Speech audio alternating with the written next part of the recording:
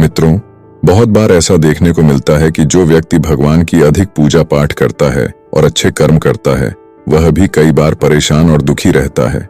वहीं जो बुरे कर्म करता है, भगवान को नहीं मानता, कभी पूजा पाठ नहीं करता और संतों का संग भी नहीं करता, वह सबसे अधिक सुखी जीवन जीता है। यह सब देखकर कभी कभी हमारे मन में यह विचार आता है कि क्या भगवान ही गलत?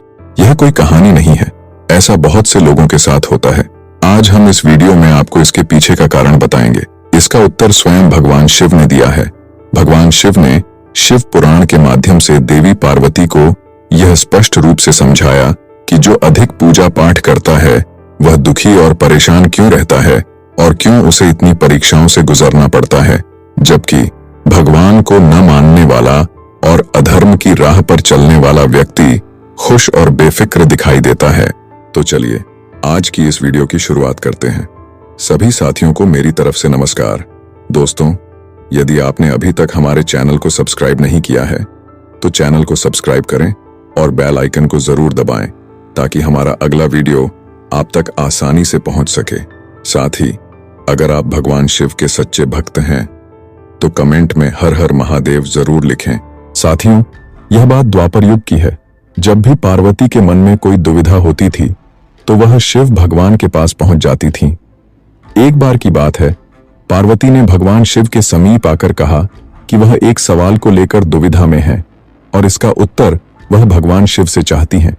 शिव ने पूछा, बताओ क्या सवाल है? पार्वती ने भगवान शिव से पूछा, हे प्रभु, जो लोग अधिक पूजा पाठ करते हैं वे हमेशा दुखी और परेशान क्यों रहते हैं? इसके पीछे क्या कारण है? जबकि जो लोग भगवान का नाम तक नहीं लेते, उनका स्मरण नहीं करते और हमेशा गलत कार्यों में लिप्त रहते हैं, वे सुखी और आनंदमय जीवन जीते हैं। कृपया इसके पीछे का रहस्य मुझे समझाने की कृपा करें। पार्वती की बातें सुनकर भगवान शिव मुस्कुराए और बोले, पार्वती, मैं तुम्हें एक छोटी सी कथा सुनाता हूं। इसे सुनकर तुम समझ जाओगी कि इसका क्या रहस्य है। भगवान शिव ने कथा प्रारंभ की। एक गुरु के दो शिष्य थे। दोनों ही पढ़े लिखे और विद्वान थे, पर उनमें एक बड़ा अंतर था। एक भगवान को मानने वाला आस्तिक था और दूसरा भगवान को न मानने वाला नास्तिक। आस्तिक शिष्य हमेशा भगवान की कथा, सत्संग और भजन पूजन में जुटा रहता था। दूसरी ओर नास्तिक शिष्य इन सब से दूर रहता था। वह शराब पीता, वेश्याओं के साथ रमण करता और बुरी आदतों में लिप्त था। एक दिन ऐसा हुआ कि नास्तिक शिष्य शराब के नशे में बड़बड़ाता हुआ अपने घर लौट रहा था। रास्ते में उसे पैसों से भरा एक बैग मिल गया। वह खुशी से झूम उठा और चिल्लाने लगा, मुझे पैसों से भरा बैग मिल गया, अब मेरा जीवन सफल हो गया। उसी समय आस्तिक शिष्य मंदिर से भजन गाते हुए घर लौट रहा था। अचानक उसके पैर में एक बड़ी लोहे की कील चुभ गई और उसके पैर से बहुत खून बहने लगा। तभी नास्तिक शिष्य वहां पहुंचा और हंसते हुए बोला, तुम वही हो ना जो सबसे ज्यादा पूजा पाठ करते हो? देखो तुम्हारे भगवान ने तुम्हें क्या दिया। मुझे देखो, मैंने कभी भगवान को नहीं माना और मैं सबसे सुखी हूं। आस्तिक शिष्य को उसकी बात चुभ गई। उसने सोचा, यह सच बोल रहा है। मैं कितनी पूजा करता हूं फिर भी दुखी हूं और यह कुछ नहीं करता फिर भी सुखी है। यह सोचकर वह अपने गुरु के पास गया और यही प्रश्न उनसे किया। गुरु मुस्कुराए और बोले, भगवान जो करते हैं वह अच्छे के लिए ही करते हैं। मेरे प्यारे शिष्य, जिसकी जैसी योग्यता होती है उसे वैसा ही फल मिलता है। गुरु ने समझाया, तुम्हारे पैर में कील क्यों चुभी और उसे पैसों से भरा बैग क्यों मिला, यह जानो। तुम्हारे पिछले जन्म में किए गए पापों के कारण तुम्हारी इस जन्म में मृत्यु निश्चित थी, लेकिन तुम्हारी भक्ति और पूजा के कारण भगवान ने तुम्हारी मृत्यु को टाल दिया और उसे सिर्फ एक चोट में बदल दिया। दूसरी ओर तुम्हारा मित्र पिछले जन्म में एक संत महापुरुष था। इस कारण उसे इस जन्म में बड़ी संपत्ति मिलने वाली थी, लेकिन इस जन्म में उसने बुरे कर्म किए, इसलिए उसे केवल थोड़े पैसे ही मिले। गुरु ने आगे कहा, इसलिए भगवान को दोष देना छोड़ो, अपने वर्तमान का सदुपयोग करो। तुम्हारे कर्म ही तुम्हारा भविष्य तय करेंगे। गुरु जी की बातें सुनकर शिष्य की आंखें खुल गईं। वाणी से दिए गए घाव कभी नहीं भरते। जीवन में मौका मिले तो किसी के लिए सारथी बने, स्वार्थी नहीं। परमात्मा का प्रेम ही सच्चा है। बाकी रिश्ते केवल लेन देन पर निर्भर करते हैं। समय के साथ हर किसी को यह एहसास हो जाता है कि केवल ईश्वर का प्रेम अंत तक साथ देता है। कर्म से ही नियति तय होती है, न कि जन्म और जाति से। समस्या अपनों से हो तो समाधान खोजें, न्याय नहीं, क्योंकि समाधान में दोनों पक्ष संतुष्ट होते हैं। समय का चक्र तेज चलता है, इसलिए न बल का अहंकार करें न धन का। आज हम आपके लिए कुछ ऐसे कीमती और अनमोल विचार लेकर आए हैं जो आपके जीवन में सकारात्मकता का संचार करेंगे। यह प्रेरणादायक कथन न केवल आपके जीवन के विभिन्न पहलुओं को छूते हैं, बल्कि आपको नई दिशा और नई ऊर्जा का संचार भी करते हैं। हम आपसे अनुरोध करते हैं कि इस वीडियो को अंत तक देखें और इन अनमोल विचारों का आनंद लें। शिव भगवान कहते हैं कि जैसे खोलते पानी में कभी कोई परछाई नहीं दिखती, वैसे ही एक बेचैन मन से किसी समस्या का समाधान नहीं मिलेगा। इसलिए शांत मन से सोचिए, आपको हर समस्या का हल मिलेगा।